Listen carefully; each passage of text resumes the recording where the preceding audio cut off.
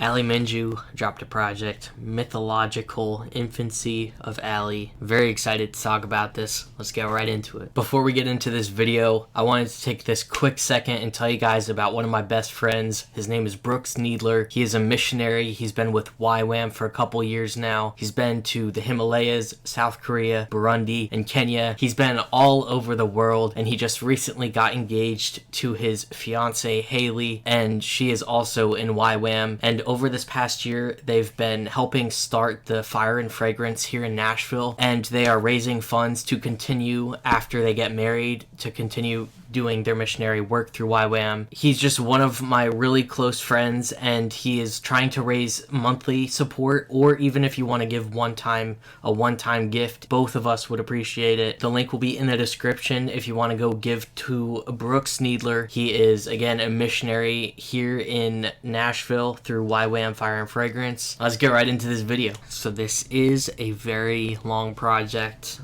It is a debut album, I believe, as well. I could be wrong on that. Yeah, it is a debut album, so I'm not mad at how long it was. It was 23 songs and over an hour long, just over an hour, like an hour and 3 minutes. I listened to it at work today, the day that I'm recording this, and it really blew me away. Yeah, we're gonna go not song by song, but I'm gonna just pick and choose what to talk about here. But going into this, I knew kind of what to expect, because the last time we checked her out on the channel was when she did a verse for Side Thy Legend on his project last year, I'm Not a Rapper, and that feature went crazy, and I have been tapped in with her music for about a year now. She came up on my Instagram Reels one time and followed her from one of those, and yeah, I've been kind of behind the scenes just listening to what she's got dropping. That's what I do with a lot of like up and coming artists, and then eventually I talk about them on the channel. And this is a huge moment in Ali Minju's career, stepping out, especially for a debut album. The stuff that she talks about on this album is very deep, very dark, and also very hopeful.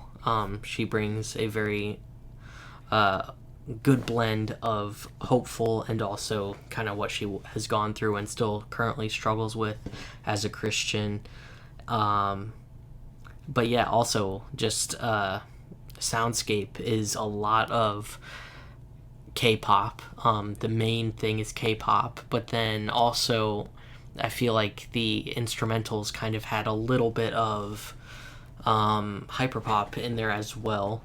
And I know she's not a hyperpop artist, but the beat specifically kind of had a little bit of hyperpop, a little bit of a specific type of rock. She did a couple songs where she had like a lower register, whispery, kind of screamy, a little bit voice, which was really cool. I think that song was Rockstar Fallen.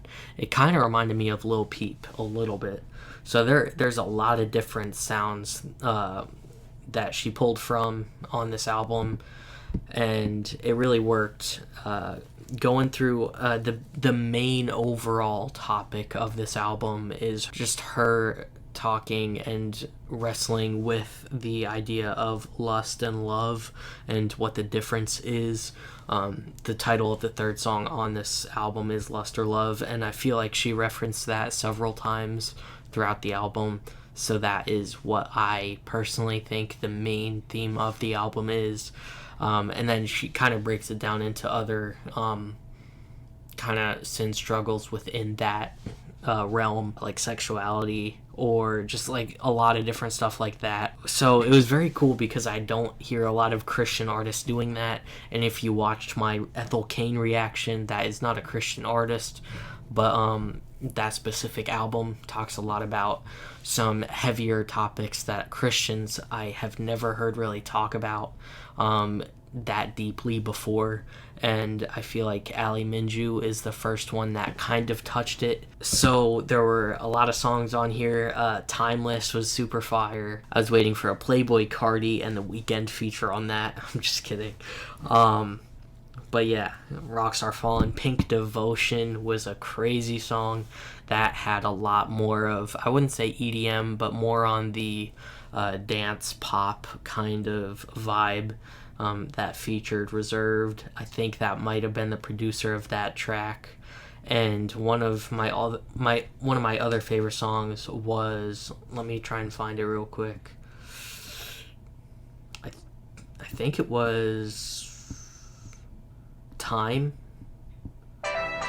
Yeah, Time, featuring Trigger Eli. That was I think that is the best song on this project. There were a few songs on this where the lyrically, I think she was trying to fit too much into a bar, so the flow got a little bit off, but it still really worked with the kind of vibe she was going for, with the K-pop, kind of hyper-pop, dance electronic kind of thing. So it still worked the best that it could.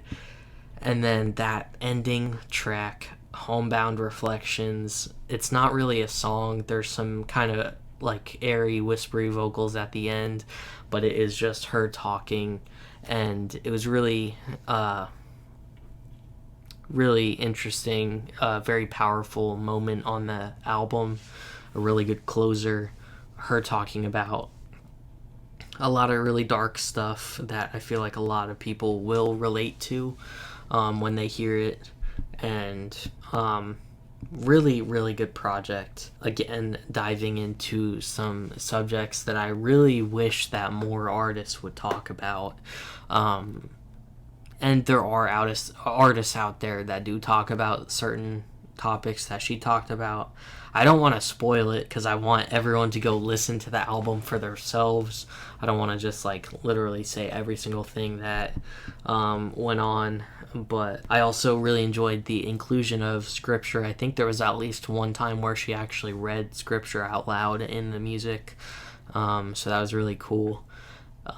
So yeah, overall, really solid project. As you guys know, I use Music Board to rate and review albums that I listen to, and I won't have it pulled up on the screen, but I will tell you, I haven't rated it on there yet, but I'm thinking either a 3.5 or 4 out of 5 stars.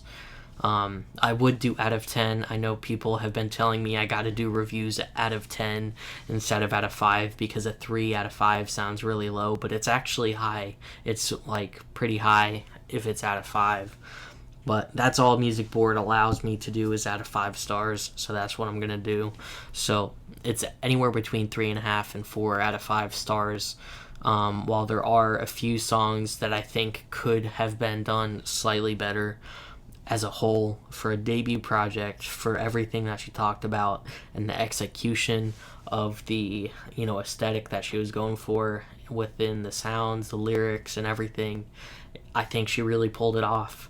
Not many people, there are a few artists that do K-pop in the Christian genre, and she is one of them. She doesn't speak Korean in her music that I know of, but she has at least the sound and style of the genre incorporated in her music, which is really cool. So yeah, let me know what you guys thought of this project in the description, in the comments section below. Let me know what your thoughts are. Have you listened to it? Have you not?